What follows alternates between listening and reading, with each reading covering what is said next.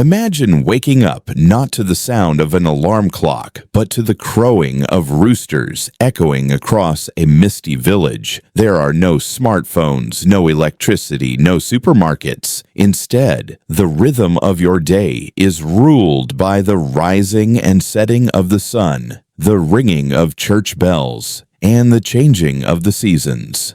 Welcome to the Middle Ages.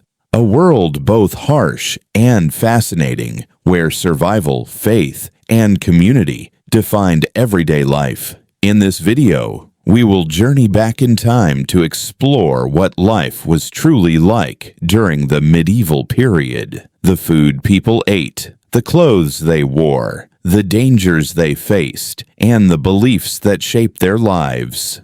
Most people in the Middle Ages lived in small villages, not in castles or cities. These villages were made up of wooden houses with thatched roofs, dirt floors, and a central space often dominated by a church. Life revolved around agriculture. Men, women, and even children worked long hours in the fields, growing wheat, barley, and vegetables. Livestock, such as pigs, cows, and chickens, were valuable, not only as food, but also for trade and survival. The average peasant family lived in a one-room house, often sharing the space with their animals for warmth. Privacy did not exist in the way we think of it today. The air inside was smoky from the hearth, the floor muddy in winter, and life was simple, yet full of labor. To truly understand life in the Middle Ages, one must first step into the rigid social hierarchy that shaped every individual's destiny.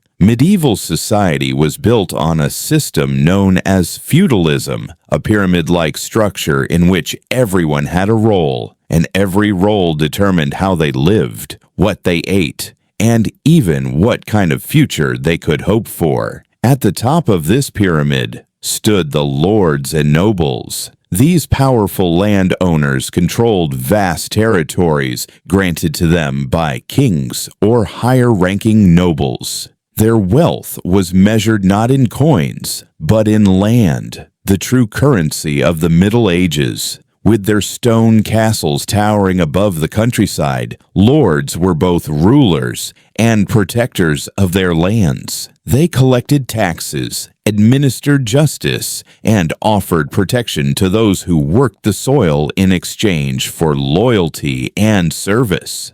A nobleman's life might seem full of privilege, but it was also one of constant responsibility, organizing defense against invaders, managing disputes among peasants, and ensuring the loyalty of knights who pledged to fight under their banner. Beneath the lords in status, but no less important in the medieval world, were the knights. These warriors embodied the ideals of chivalry, a code of honor that emphasized loyalty, courage, and devotion to God. Becoming a knight required years of training, beginning as a page in childhood, then advancing to the role of squire, before finally earning the title after proving one's skill in battle or service.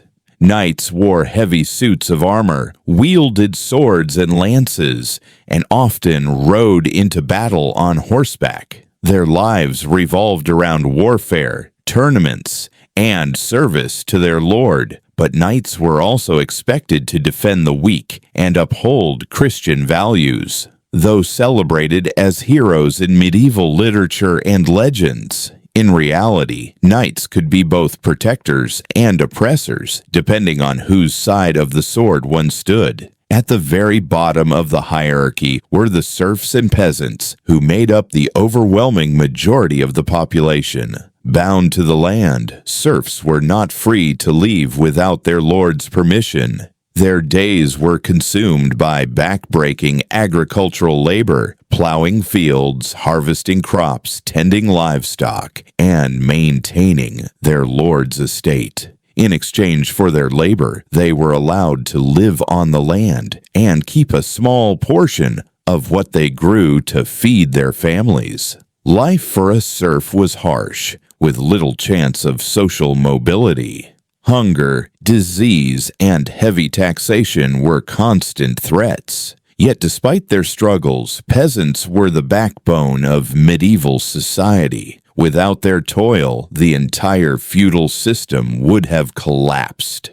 The interaction between these groups created a world of mutual dependence and tension. Lords relied on peasants to produce food and wealth. Knights depended on lords for land and resources, and serfs looked to their lords for protection in a world plagued by invasions, raids, and lawlessness. The feudal hierarchy ensured order, but also cemented inequality, with one's birth largely determining one's fate. Through this intricate web of power and duty, medieval life unfolded, each class locked into its place, yet all bound together in the fragile balance of feudal society. While most people lived in villages, castles were the homes of the nobility. A castle was both a residence and a fortress, designed to withstand attacks. Inside, life was more comfortable than in a peasant's hut, but it was still far from luxurious by modern standards. Noble families enjoyed meat, fine clothing, and tapestries to keep out the cold. Their children were educated, often taught Latin, reading, and etiquette. For noble boys, becoming a knight was a prestigious path, while noble girls were often married off to strengthen alliances between families. If the Middle Ages were a world built upon faith and feudal obligations, then its heart beat with the clash of steel and the thunder of hooves.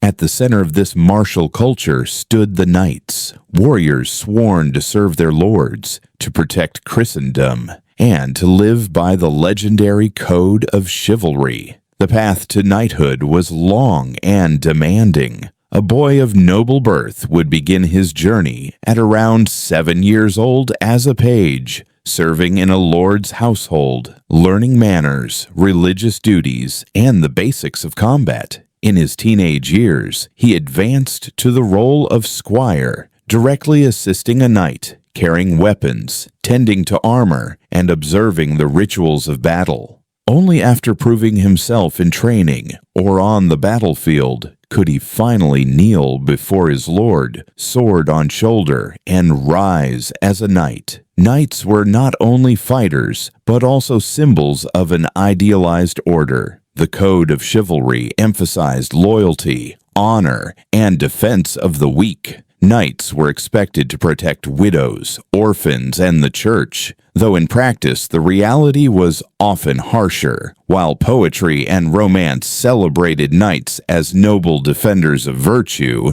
on the battlefield they could be ruthless, driven as much by personal gain as by honor. Their world was shaped by warfare and conflict, which defined much of medieval life. Castles dotted the European landscape not only as homes for lords, but as fortresses ready to withstand sieges. Knights donned heavy armor of chainmail or plate, mounted war horses bred for strength, and carried lances, swords, and shields emblazoned with their family crests. They fought in tournaments to hone their skills and demonstrate their prowess, jousting before cheering crowds. But their true purpose was war, and war was never far away. Lords battled rivals for land and power. Kingdoms clashed in dynastic disputes, and Europe launched the Crusades, a series of religious wars that carried knights across continents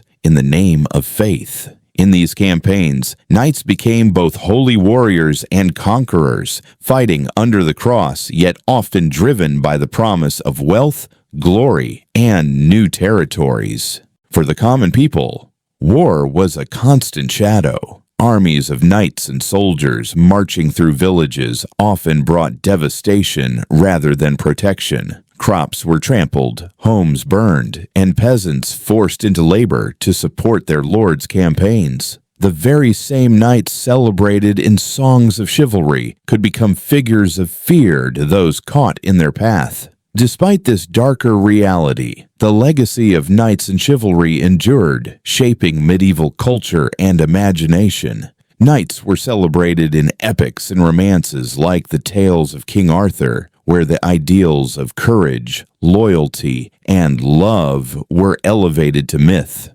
These stories offered hope and inspiration in a world often marked by bloodshed, reminding people of a vision of honor, even if reality rarely lived up to the ideal. In the end, knights were both guardians and warriors, bound by duty to their lords and their faith, yet deeply human, capable of both heroism and cruelty. Through their armored presence, they embodied the dual nature of the Middle Ages, a time of noble ideals, but also of relentless conflict and war. Perhaps the most powerful force in medieval life was the Catholic Church. It shaped laws, education, and even the way people understood the world. The church was everywhere. Its bells marked time, its festivals marked the year, and its teachings defined morality. People believed deeply in heaven and hell, salvation and sin. Pilgrimages to holy sites, such as Santiago de Compostela or Canterbury, were common. Monasteries preserved knowledge by copying manuscripts, while also offering charity, medicine, and shelter. For peasants, religion was a source of hope in a difficult world, while for kings and nobles, it was a source of legitimacy and power. Life in the Middle Ages was often short. The average life expectancy was around 30 to 40 years, mainly due to disease, poor hygiene, and lack of medical knowledge. Illnesses like leprosy and the plague were common and terrifying. Doctors relied on ancient theories, such as the balance of the four humors: blood, phlegm, black bile, and yellow bile. Treatments often included bloodletting, herbal remedies, or even prayers and charms. The Black Death of the 14th century killed millions, wiping out nearly a third of Europe's population and leaving an unforgettable scar on medieval society. Despite the hardships, medieval people also knew how to celebrate. Festivals tied to the agricultural calendar and religious events brought joy and color to their lives. May Day, harvest festivals, and Christmas were occasions for dancing, singing, and feasting. Music, storytelling, and theater were popular forms of entertainment. Traveling minstrels and troubadours shared tales of heroes and romances, while mystery plays acted out biblical stories for the community. The medieval world gradually gave way to new ideas and changes. The Renaissance, beginning in the 14th and 15th centuries, brought renewed interest in art, science, and exploration. The feudal system weakened, towns grew into cities, and discoveries across the oceans opened a new chapter in history. But the legacy of the Middle Ages remains. It shaped European culture, traditions, and even our imagination of knights, castles, and quests. If you enjoyed this journey through history and want to keep discovering fascinating stories while improving your English, don't forget to subscribe to Lingoverse. Join our community and be part of many more adventures to come.